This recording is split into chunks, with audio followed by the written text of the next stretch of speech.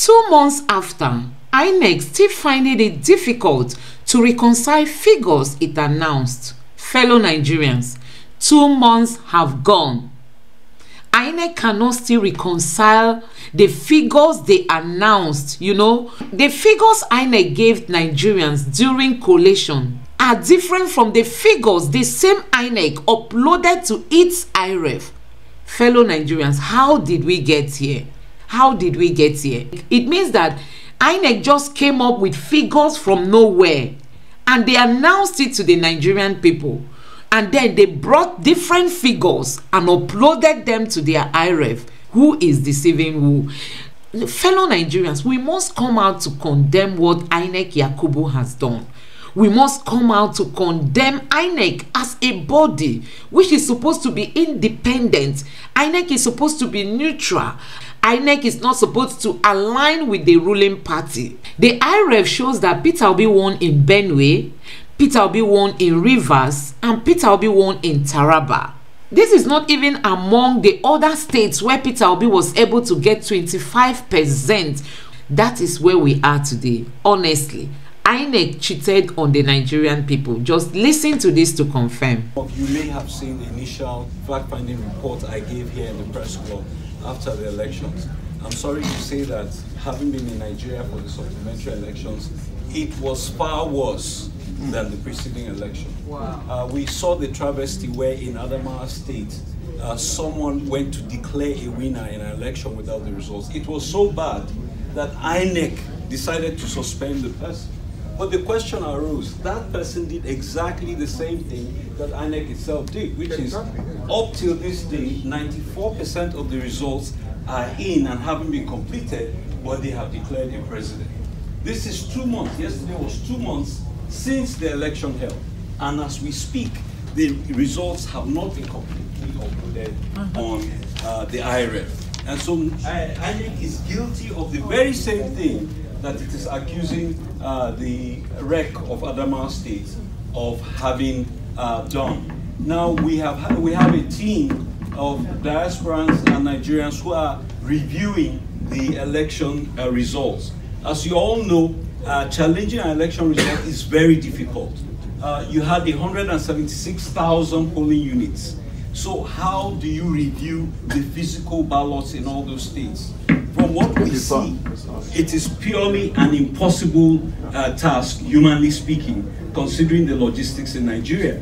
However, we have a game changer in the IREF, which is that the results are supposed to be accessible to the public. But 2 months after the election, IREF results have not been fully uploaded.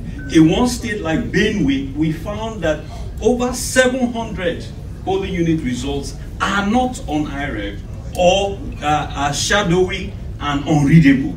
And this is what was used to declare a president.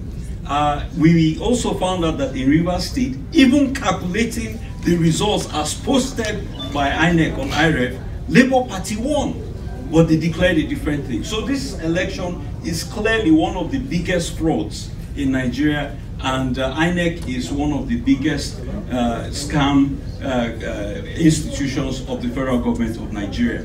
I want to quickly turn our attention to the insecurity that has occurred in the country following the proclamation of the elections. I received numerous reports of massacres in Benue.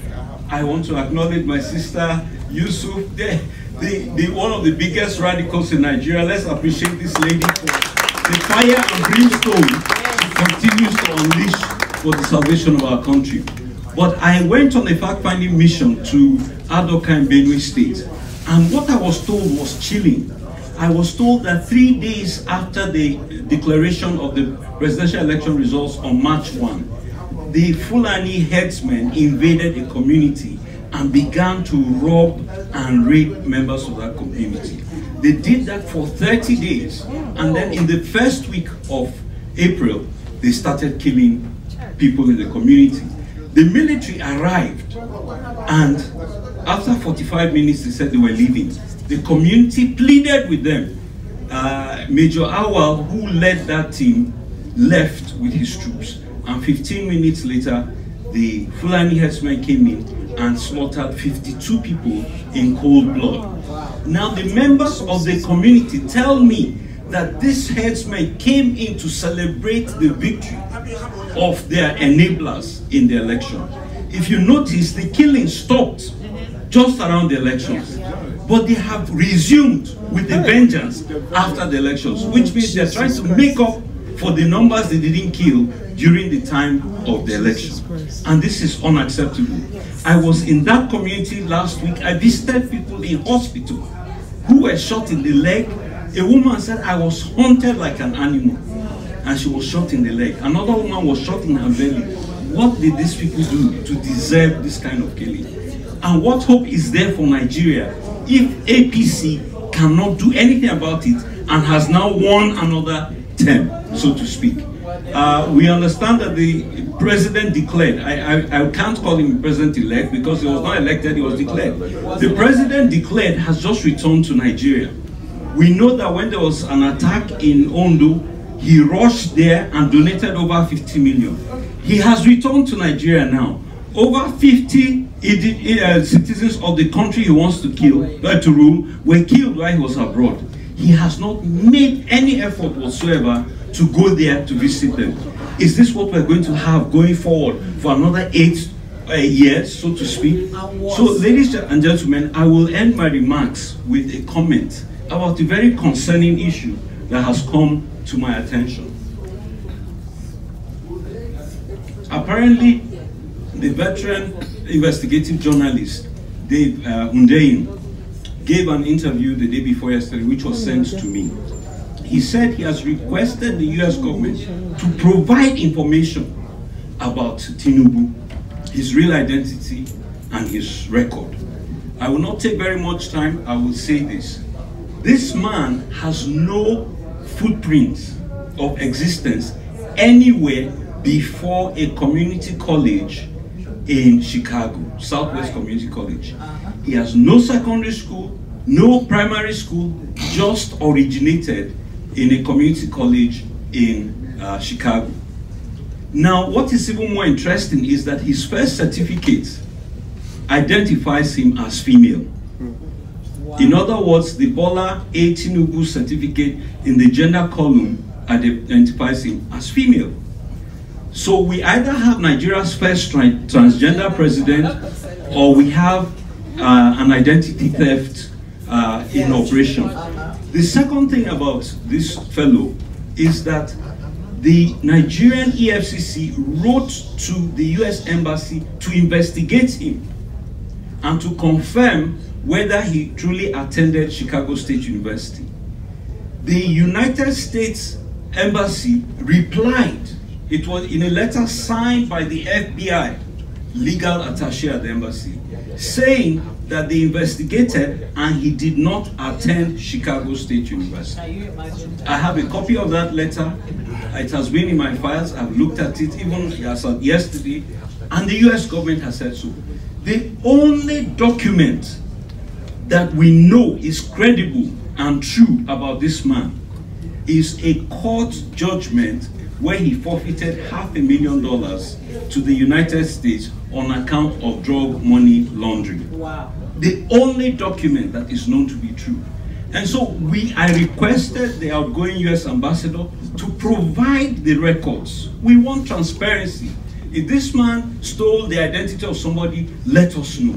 Because the danger of granting sovereign immunity to an individual who has been known to be associated with drug money laundering is that he can fly into the United States of America with a presidential jet and nobody can go on that plane and search it.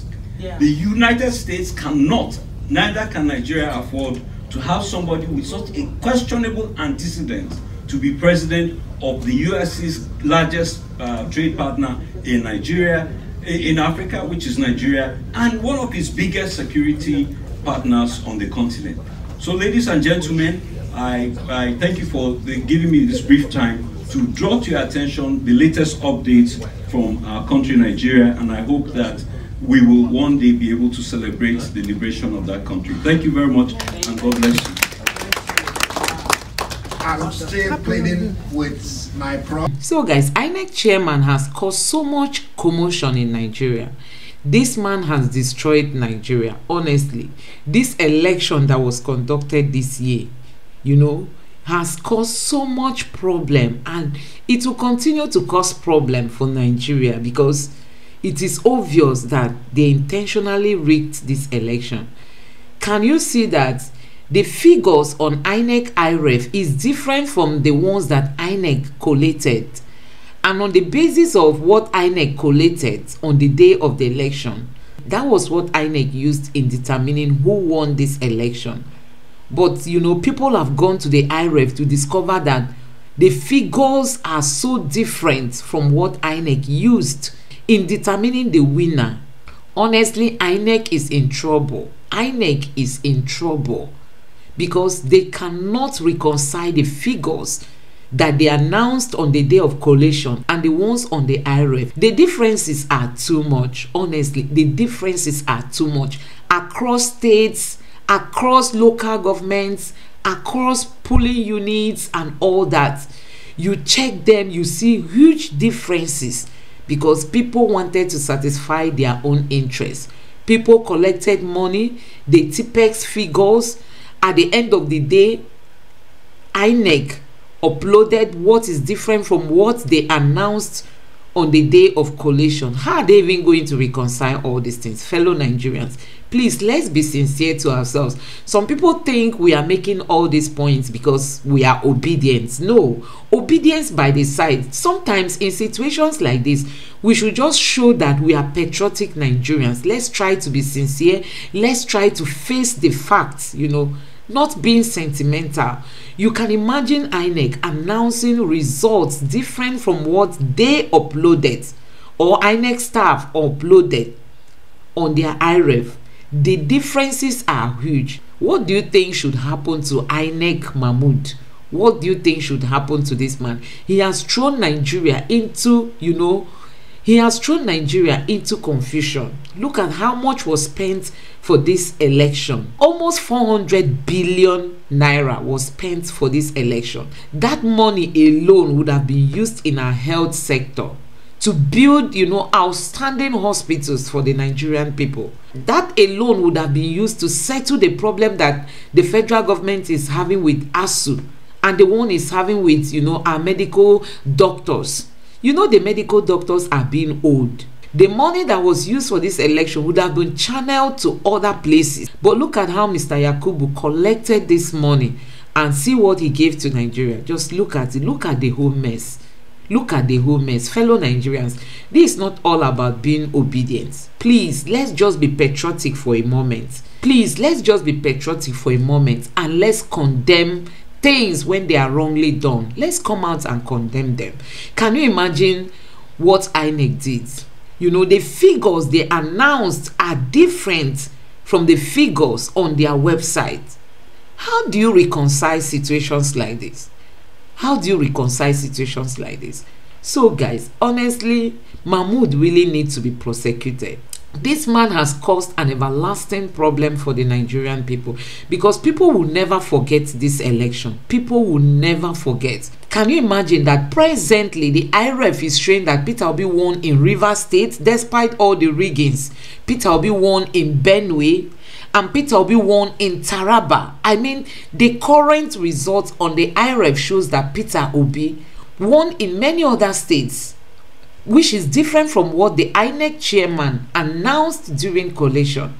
They just intentionally gave Tinubu the votes of Mr. Peter Obi just for him to emerge the president of Nigeria. So guys, that is where we are today in Nigeria, that INEC cannot reconcile its figures. I mean, the ones they announced on the day of collation and the ones they have presently on the INEC IREF. Don't forget that INEC has still not finished uploading their results, but they've already announced a winner. What a poor scenario. Please don't forget to subscribe to my channel, turn on the notification bell. Please give this video a like so that YouTube can recommend it to others. And let me know what you think in the comment section below. Thank you.